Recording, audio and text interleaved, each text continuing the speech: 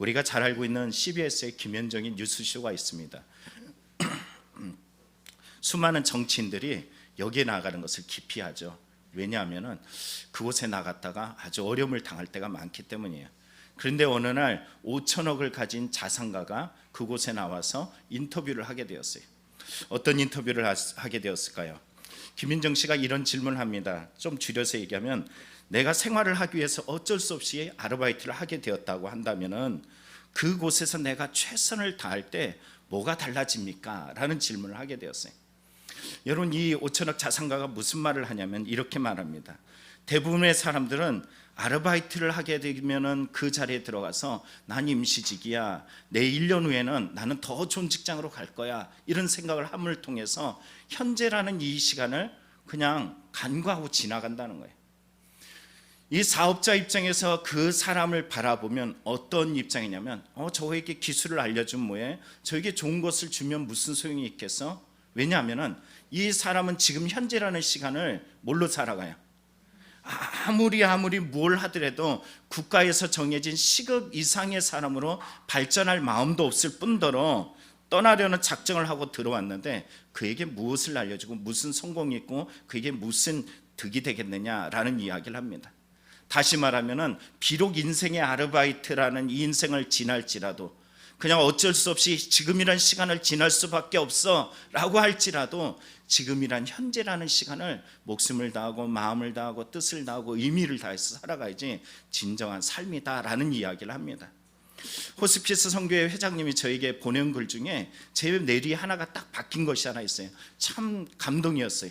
이런 말씀하세요. 가난할 때 행복하지 못한 사람은 부유해서도 행복하지 못하다라고 이야기합니다. 우리 옆 사람에게 인사합니다. 나 행복해요. 여러분, 행복해서 행복해지는 것이 아니에요. 행복하다고 말하다 보면 행복해지는 것이고, 지금이란 이 순간이 아르바이트처럼 정말 국가의 시급의 가장 밑바닥인 것 같은 현재라고 할지라도 현재 이 시간을 의미 있게 담아낼 수 있는 사람은 조금 성장하고 조금 더 성장하고 조금 더 성장할 수밖에 없는 것입니다. 여러분, 부름도 마찬가지입니다. 나는 왜 이 모양 이 꼴이야 라고 이야기할지 모르지만 하나님이 날 여기 불러주셨어. 여러분, 이 사람과 좀 더 형편이 훨씬 나은데 나는 왜 이 모양이야 라고 살아가는 사람의 그 표면적으로 나타나는 그의 웃음, 미소, 행복감은 분명히 차이가 있습니다. 여러분, 오늘 이 주어진 하나님의 부름의 시간 앞에서 지금 내가 목숨이 있기 때문에 개보다 낫다라고 그러잖아요. 정말로 죽은 사람보다 살아있는 개가 낫다라고 한 것처럼 오늘도 살아있기에 주님 불러주신 은혜로 반응하는 저와 여러분이 되길 간절히 축원합니다. 성경에 보면은 달란트의 비유가 나옵니다. 여러분 너무 잘 알고 있죠? 이 달란트의 비유를 보면은 주인이 5달란트, 2달란트, 1달란트의 사람에게 맡겨주고 나서 어느 날 시간이 한참 흘른 후에 와서 결산을 할 때 2달란트 그리고 5달란트 이 종에게 이렇게 말합니다.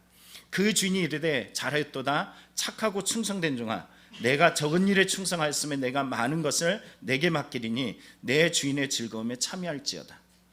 여러분, 무엇에 충성했다고요? 적은 일. 여러분, 주인이 볼 때는 적은 일이에요.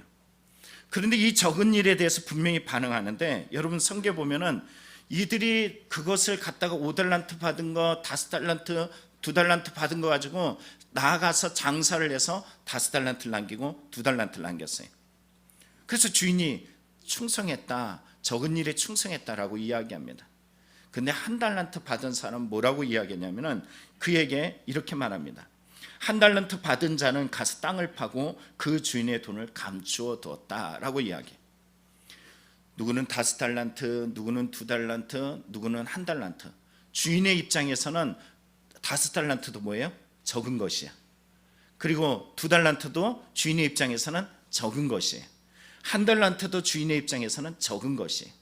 그런데 여기에 비교급이 사용되지는 않습니다. 주인의 입장에서 볼 때 각 사람들이 가지고 있는 어떤 재능에 의해서 이 모든 것들을 주어졌다는 것이.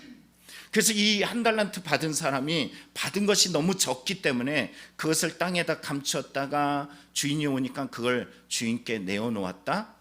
여러분, 과연 이것은 적은 것이었을까요? 여러분의 삶이 적게 보입니까?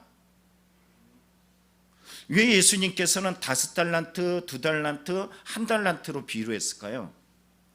우리의 삶이라는 것이 어떤 재능, 어떤 삶의 부르심에 대해서 수많은 종이 있을 거예요. 여러분, 여기서 말하는 1달란트가 결단코 적지 않다라는 걸 통해서 한 가지 우리가 생각해보고 짐작할 수 있는 것이 있어요. 뭐냐면은 주인은 어마어마한 부자였다라는 거예요. 이 말은 엄청난 종들이 많다라는, 여기까지 우리는 확장해서 생각해 볼 수 있습니다. 근데 1달란트 받은 종은 어떻게 했다고요? 땅에 감추었대. 왜? 누구는 5달란트, 또 누구는 2달란트. 근데 나는 얼마? 1달란트. 여러분, 비교하는 순간부터는 내가 가진 것은 뭐가 될까요? 주인 입장에서 적은 것이 그랬으니까 정말 그게 적은 것일까? 그러지 않아요. 라이프 성경사전에 보면은 여러분, 이 1달란트에 대해서 이렇게 말합니다. 헬라에서 은 1달란트는 6천 드라크마, 6천 데나리온이에요. 하루 일을 하면 얼마 벌어요? 1데나리온을 받아요. 1드라크마라는 단원, 돈을 받습니다. 그런데 1달란트가 얼마라고요? 6천 드라크마. 그런데 은과 금의 차이가 또 있어요. 금은 얼마? 15배. 그래서 제가 우리 성도님 중에 알바하시는 분이 있어요. 죄송해요, 알바라고 얘기해서 알아듣죠? 그래도 네. 알바하시는 분이 있는데 하루 가서 어떤 알바를 하고 나면은 얼마 버냐고 물어봤더니 13만 원을 번대요. 그럼 13만 원을 번다 그러길래 그거를 은 1달란트로 한번 계산을 해봤어요. 얼마였을까요? 은 1달란트로 계산하니까 7억 8천만 원이 나와요. 그런데 여러분, 금이었을 경우 몇 배? 15배. 그 15배를 계산했더니 117억이 나옵니다. 적어요, 많아요? 주인이 불러주신 여러분의 삶, 오늘 내 생명, 가장 쉽게 한번 얘기해 볼게요. 유주자매님, 우리 아들 용우를 누군가가 내가 117억이에요. 117억 줄 테니까 그 아들 내게 팔아. 팔 거야, 안 팔 거예요? 진짜예요?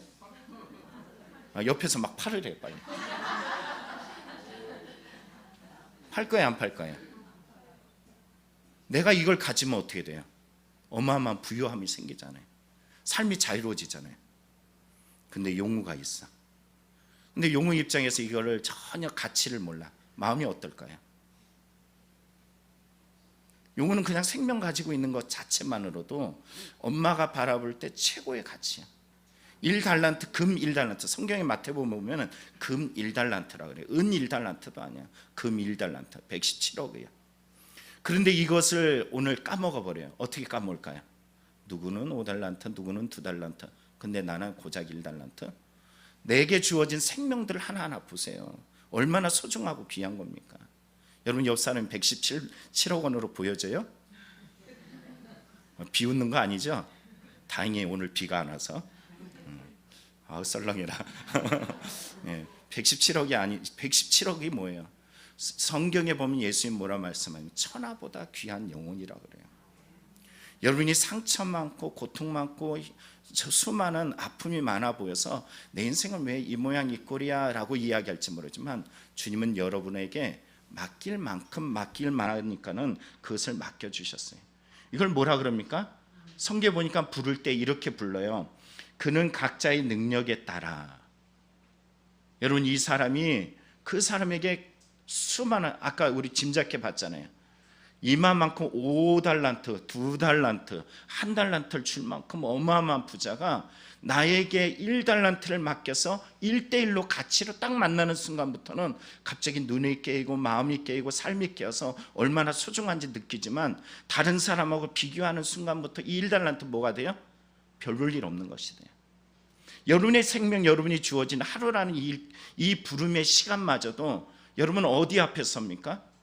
누군가가 바라보는 그 시점 앞에서 누군가에 의한 그 마음으로 바라본다면 오늘이란 시간은 고작 1달란트 이렇게 바라볼지 몰라요. 그러나 절대 고작이라고 이 말을 앞에다가 넣을 수 없는 어마어마한 존재라는 것입니다. 한번 옆 사람에게 이야기합니다. 당신은 소중한 존재입니다. 다시 이야기하겠습니다. 당신은 소중한 존재입니다.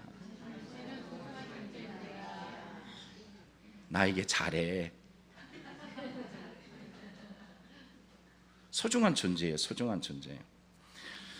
그런데 이 1달란트에 대해서 이 주인에 대해서 성경에 보니까는 와서 결산할 때 1달란트 받은 종, 여러분 착하고 충성되고 잘했다라고 이야기한 2달란트, 5달란트와 달리 그가 주인 앞에 반응한 내용이 성경에 이렇게 나옵니다.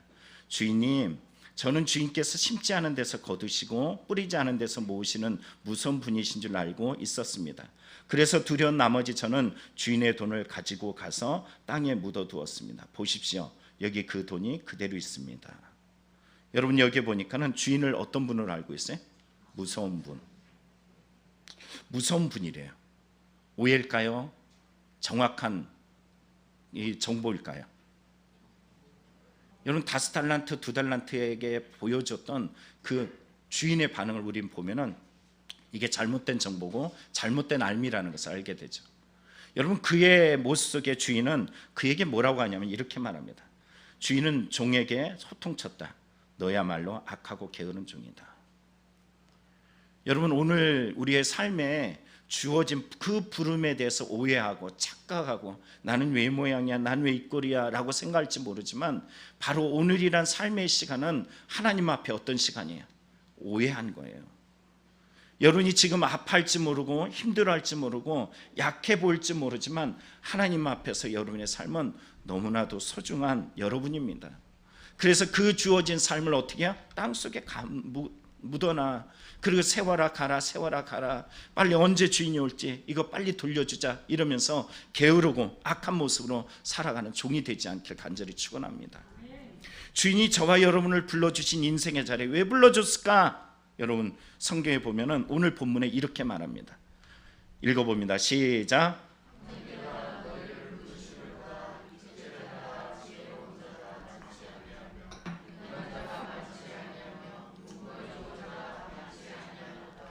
여러분 어떤 의미가 들어요? 너희들 대단하지 않아. 별것 아니야. 세상에는 여기 보면 지혜로운 자도 많고 능한 자도 많고 문벌 좋은 자도 많지만 하나님이 너를 부르신 이유는 이것으로 불러주신 게 아니야. 왜 하나님께서 부족한 나를 선택해 주셨을까? 하나님께서 왜 나를 불러주셨을까? 여러분 한번 생각해 보시기 바랍니다. 스펄전 목사님이 보면은 디도여 교회를 부탁하오라는 우리 생명의 삶에 이런 이야기가 나오죠. 스펄전 목사님이 책임졌던 신학교에 모든 사람들을 다 그 입학을 허용하는데 특이하게 입학을 허용하지 않는 사람들의 부류 중에 이런 사람이 있다라고 이야기해요. 어떤 사람이냐면 유능한 사람, 잘 나가는 사람, 대단한 사람. 왜 이런 사람을 하나님이 불러주지 않을까?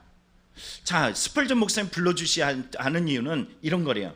그들은 스스로 매우 뛰어나다고 생각하는 탓에 온 힘을 다해 기도하지 않습니다. 그들은 자기 힘으로 목회도 성공할 것이라 믿기 때문에 그들의 사역에는 하나님의 능력이 나타나지 않을 것이라는 의미입니다. 여러분 조금 잘나면 어떻게 해요? 누구 잘난 맛에? 자기 잘난 맛에 사릅니다. 주님은 자기가 잘났기 때문에 불러주지 않아요.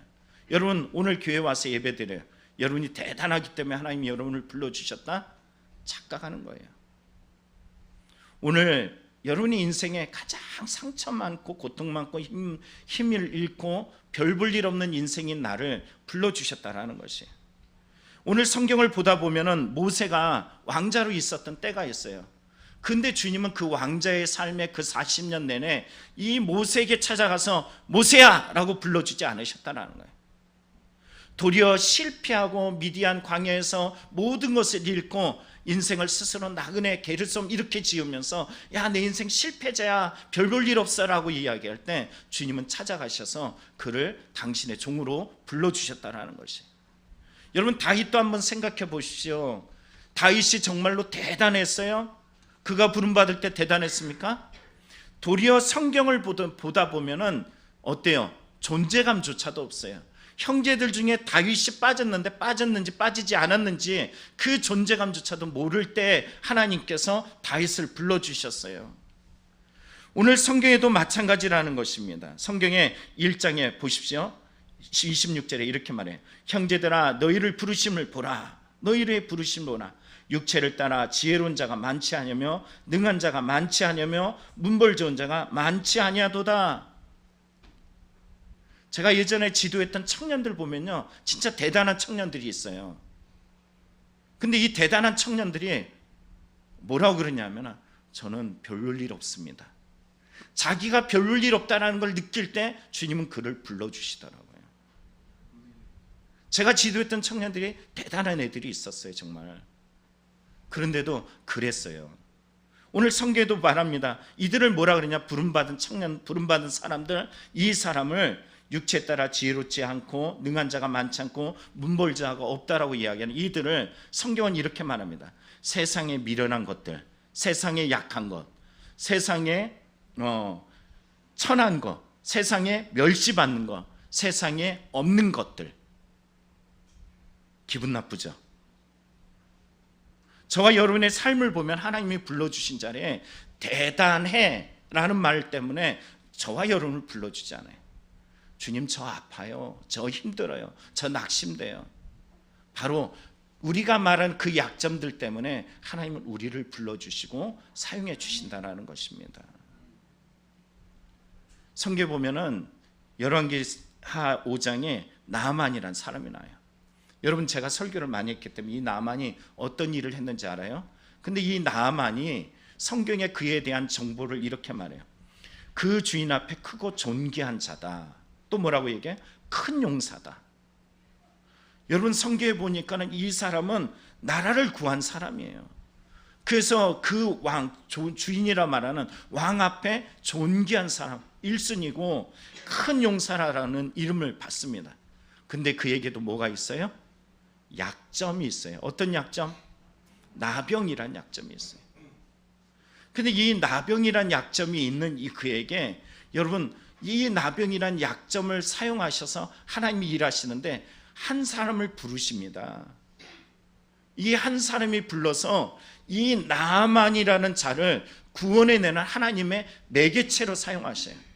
여러분 세상을 구원한 사람이 그를 움직이게 만들었던 한 존재가 성경에 나와요. 어떤 사람일 것 같아요? 네? 성경에 보면 소녀라고 이야기해요. 소녀. 그의 신분을 뭐라 그러냐면 종이라고 이야기해요. 그의 신분을 뭐라 그러냐면 이렇게 말해요.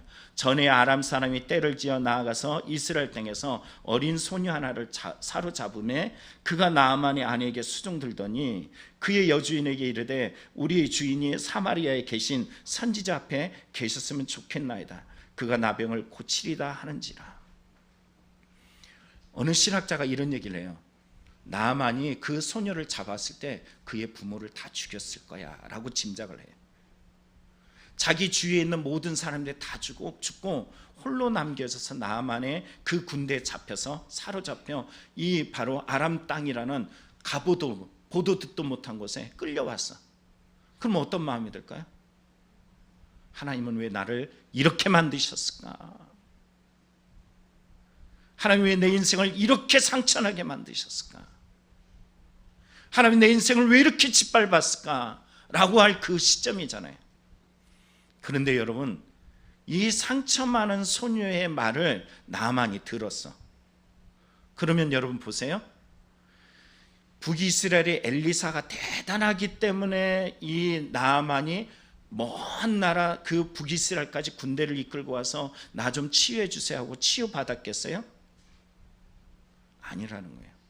성경 분명히 말해요. 누구의 말을 들었다? 소녀의 말을 들었다. 우리는 짐작하는 내용이 있습니다. 창세기 37장, 39장 이렇게 나타나는 과정에서 거기 요셉이란 한 종이 나오죠.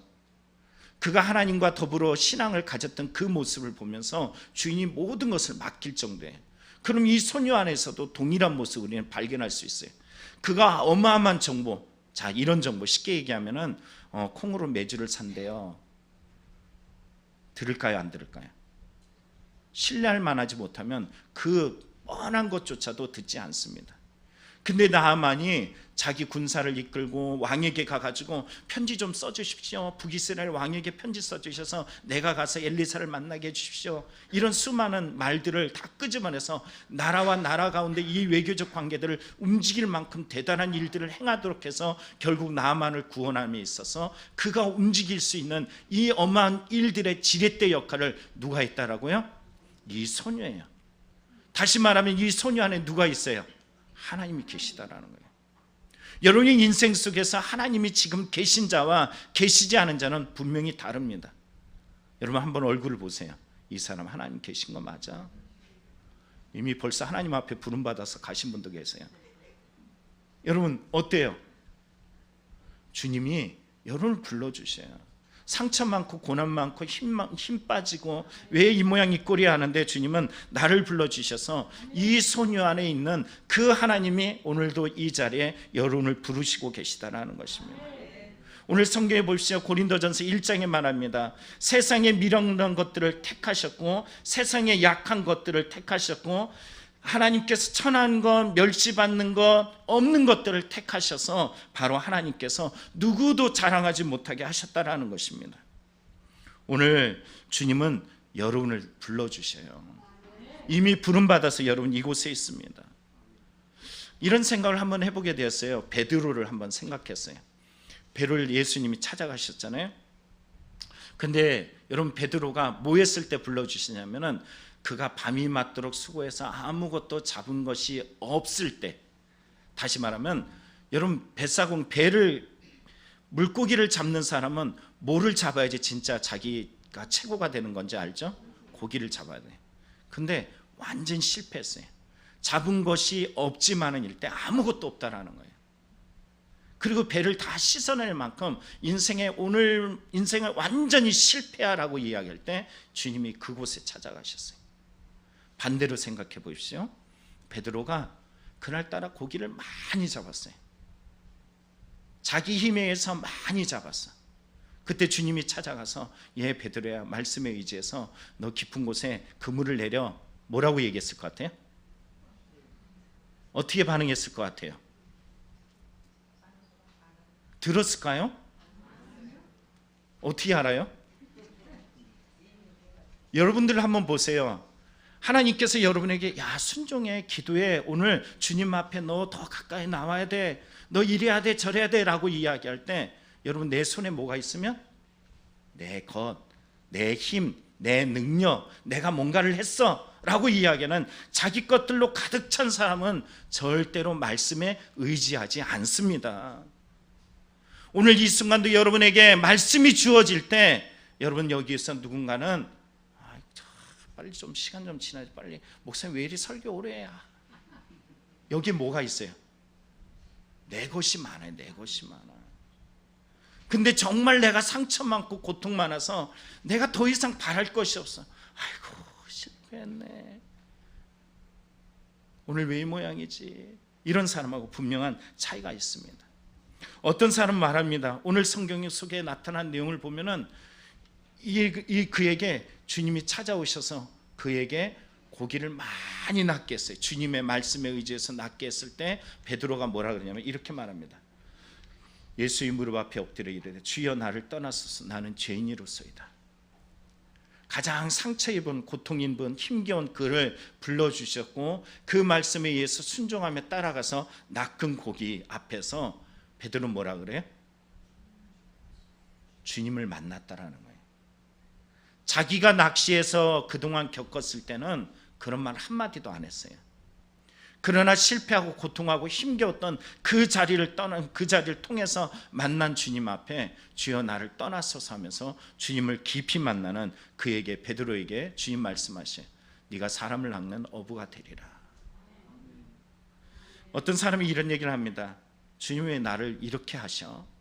내가 돈이라도 좀 많았으면 내가 교회 일에 펑펑 쓰고 교회도 좀 지어주고 그리고 내가 하나님 사역을 위해서 선교의 사역들을 참 많이 할 텐데 주님이 나를 성공시켜 주셨으면 내가 주의 이름을 드러내기 위해서 내가 참 여러 가지 일들을 많이 하고 간증도 많이 할 텐데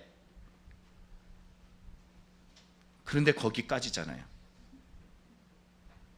여러분, 제가 봤어요. 성공하는 사람, 그리고 자기의 의에 의해서 뭔가를 해낸 사람들을 봤어요.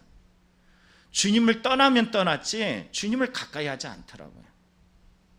주님이 오늘도 나에게 성공하지 못하게 하고, 나에게 뭔가 부족함이 있고 약함이 있고 지침이 있고 상함이 있는 이유는 여전히 내 안에서 그 말씀이 역사하기 위한 하나님의 당신의 뜻이, 당신의 사랑이, 당신의 그 관여하심이 그 안에 있기 때문인 줄 믿습니다. 오늘도 저와 여러분의 삶에 아픔이 있잖아요. 그렇죠? 어려움이 있잖아요. 고통이 있잖아요. 힘겨움이 있잖아요. 나만 같이 큰 용사고 나라를 구한 것 같고 주인에게 최고로 보여질지 모르지만 주님은 그 모습을 원한 것이 아니에요. 너의 그 약점, 너의 그 상처, 너의 그 고통, 이걸 통해서 주님은 우리를 불러주신다는 것입니다. 성경에 예수님의 제자들을 보면 이렇게 말합니다. 예수님 보면 그들의 직업을 찾아봤어요. 5명이 그냥 뱃사람이에요. 또 한 사람은 세리야. 그 나머지는 직업조차도 모르겠어요. 그러니까 다 하나같이 별 볼 일 없는 사람이라는 거예요. 근데 주님은 그들을 불러주셔서 당신의 제자로 삼아주셨어요. 대단해서가 아니라 주님 앞에 서게 하셨어요. 근데 이들이 예수님을 따라다니는 3년 내내 어떤 모습으로 살았냐면 성경에 보면 뭐라 그래?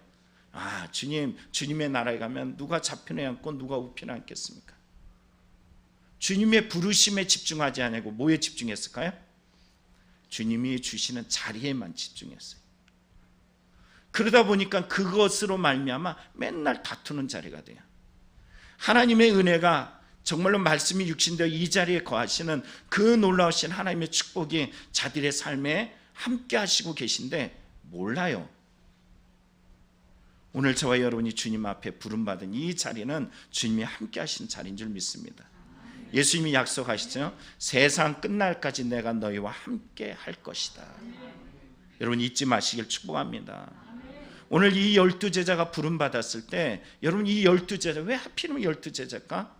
여러분 성경 분명히 말해요. 12제자를 부른 것은 새로운 이스라엘을 만들겠다라는 거예요.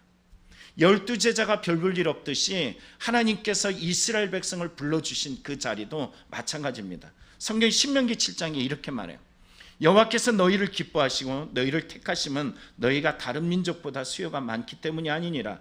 너희는 오히려 모든 민족 중에 가장 적으니라. 여러분 왜 선택했다고요? 별것 아니기 때문에. 너희를 통해서 하나님께서 구원의 통로로 사용하시기 위해서 불러주셨다라고 분명히 말씀하십니다. 그런데 어느 날 그들은 어떤 마음이었냐면 선민주의에 빠졌잖아요. 나 외에는 구원이 없어. 정말로 자신의 민족만 선택받아서 시온주의에 빠져서 구원이 다른 나라는 없어, 이방인에게는 없어 하면서 멸시하고 괄시하고 교만하고 이런 모습으로 살았던 것을 우리는 성경에서 봅니다. 근데 고린도 교회도 마찬가지였다라는 거예요. 성경을 보십시오. 형제들아 너희를 부르심을 보라. 앞서 보았죠. 어떤 존재였어요? 육체를 따라 지혜로운 자가 많지 않고 능한 자가 많지 않고 문벌 좋은 자가 많지 않았어요. 그렇죠? 별 볼 일 없었어요. 별 볼 일 없는 이들을 불러주셔서 예수님께서 야 너는 내 것이야 내 것이야 이렇게 선택해 주셨어요. 왜 불러주셨을까? 성경을 잘 보면은 왜 불러주셨는지 그 의미들이 분명하게 나옵니다. 미련한 것들을 택하사 뭐 하려고요? 지혜로운 자를 부끄럽게 하시려고. 세상의 약한 것들을 택하셔서 강한 것들을 부끄럽게 하시려고. 하나님께서 세상의 천한 것들과 멸시받는 것들을, 없는 것들을 택하셔 뭐 하시려고요? 있는 것들을 폐하시려고. 그런데 여러분 여기 보면은 이는 아무 육체도 하나님 앞에 자랑하지 못하게 하려 함이라. 이걸 아는 사람은 자랑할 것이 없어요. 이 말을 다시 하는 이유는 뭘까요? 신학적으로 한번 생각해 보십시오. 왜 할까요? 이들이 이걸 잃어버렸다는 거예요. 세상에 미련한 것들을 택하셨어요. 그런데 지금은 부끄럽게 하는, 잘 보시죠, 부끄럽게 하는 지혜자들이 되어 있어요. 세상에 약한 것들을 택해 주셨어요. 강한 것들을 부끄럽게 하려고 했더니 부끄러운 강한 것들이 되고 있어요. 세상에 천한 것, 멸시받는 것, 없는 것들을 택해 주셨더니 이들이 시간이 지나고 지났더니 도리어 패하려는 그 대상이 되었어요. 아무 육체도 하나님 앞에 자랑하지 못하게 하려고 그 별볼 일임 없는 인생들을 불러주셨더니 이제는 세상에 나가서 하나님 자랑하는 것이 아니라 자기를 자랑해. 뭐가 문제일까요? 오늘 이들에게 성경은 이렇게 말합니다. 유대인은 표적을 구하고 헬라인은 지혜를 찾으나. 여기에 수식어를 넣을 만한 것이죠. 믿지 않는 유대인은 표적을 구하고 믿지 않는 헬라인은 지혜를 찾으나. 이렇게 해석해도 별 문제가 없습니다. 그러나 우리는 어떤 존재냐면 십자가에 못 박힌 그리스도를 전하니 믿지 않는 유대인에게는 거리끼는 것이고 믿지 않는 이방인에게는 미라는 것이래.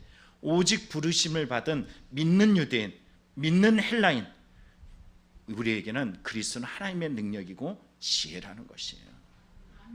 나라는 존재는 내가 대단해서 뛰어나서 여기에 말하는 것처럼 오늘 지혜가 넘쳐서 또 강해서 또는 뭔가를 피할 수 있는 능력이 있어서 자랑할 거리가 있어서 불러주신 것이 아니라는 것입니다. 보잘것없는 너를 통해서 하나님 부르심은 너를 통해서 그들을 부끄럽게 하시려고 패하시려고 당신만을 드러내기 위해서 하나님이 불러주셨다라는 거예요. 그러나 고린도 교회는 지금 망가지고 있어요. 사울왕하고 똑같습니다. 사울왕을 불러주신 이유는 뭘까요? 네가 왕이 아니야. 표면적으로는 왕일지 모르지만 진정한 왕은 누구시다? 하나님이시다. 여러분 우리도 알고 있잖아요. 여러분 뭐 대단해가지고 우리가 뭘 할 수 있어요? 제가 대단히 설교를 잘한다고 우리나라의 가장 최고의 설교자가 되겠어요? 여러분이 뭔가를 부유하다 그래서 여러분이 어마어마한 부유자가 되고 여러분이 성공하면 얼마나 성공자가 되고 얼마나 여러분이 잘하면 잘하겠습니까? 그러나 별 볼 일 없는 우리를 택해 주셔서 오늘도 이끌어 주셨습니다. 오늘도 이 불러주신 자리에 여러분 잊지 않으시길 간절히 축원합니다. 바울 사도는 자기를 자랑하고 자기를 드러내고 그리고 육체에 실만한 것을 드러낼 만한 것들을 드러내는 그들에게 성경은 빌립보서 3장에 개들이라고 표현해요. 하나님을 모르는 자들이라는 거예요. 개들을 삼가고 행악하는 자들을 삼가고 몸을 상해하는 자들을 삼가라 하면서 그들에게 개라는 표현을 씁니다. 그러면서 나는 자랑할 것이 많아. 나는 가말리엘 가문에서 또 유대인의 유대인으로 8일 만에 할례를 받고 그러면서 자신을 쭉 자랑하면서 그 자랑을 뭐라고 이야기하냐면 이렇게 말해요.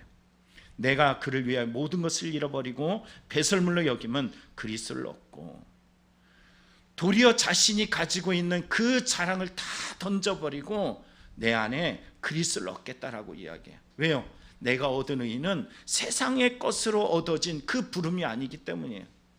오늘도 나를 불러주신 그 부름은 내가 약할 때, 내가 부족할 때, 별 볼 일 없을 때, 그래서 말씀하시기를 약한 데서 도리어 강해진다라는 이 그의 고백이 여기 있습니다. 오늘도 저와 여러분의 부름 속에 별 볼 일 없는 인생으로 이끌어가는 것 같지만 더 깊이 들여다보시죠. 별 볼 일 없는 것 같은 그곳에 주님이 우리에게 말씀하시는 것이 있어요. 예, 내게 나와. 나 너 만나고 싶어. 나 너와 교제하고 싶어. 처음 만났던 그 뜨거움, 그 간절함 앞에 주님이 불러주시는 자리라는 거예요. 왜 나를 이 모양 이 꼴로, 왜 나는 이렇게 살도록 하나님 하시나요? 라고 물을지 모르지만 오늘 바로 그 자리에 주님은 저와 여러분을 부르고 계신 줄 믿습니다. 말씀을 마칩니다. 주님의 최고의 부름은 언제일까요? 다시 한번 묻습니다. 주님이 최고의 부름은 언제 시간일까요? 맞습니다. 지금 부르고 계세요. 사단은 언제 사용해요? 내일, 다음에, 언제가. 그러나 주님은 언제 부르세요? 지금이에요. 정호승 씨의 산문집에 보니까 이런 글이 나옵니다. 지금 이 시간은 우리에게 남아있는 시간 중에 가장 젊은 시간이다. 그렇죠? 내일이면 또 늙잖아요. 지금이 가장 적기라는 거예요. 오늘 주님은 여러분을 부르고 계십니다. 오늘 고린도 교회가 잃어가고 있는 그 부르심 부르심을 보라, 부르심을 보라. 너 생각해봐, 생각해봐. 이 부름 앞에 다시 반응하고 나올 시점은 다른 곳이 아니라 바로 지금 잊지 마시고 그 부름 앞에 부르시는 그 콜 앞에 나가길 원합니다. 기도하겠습니다.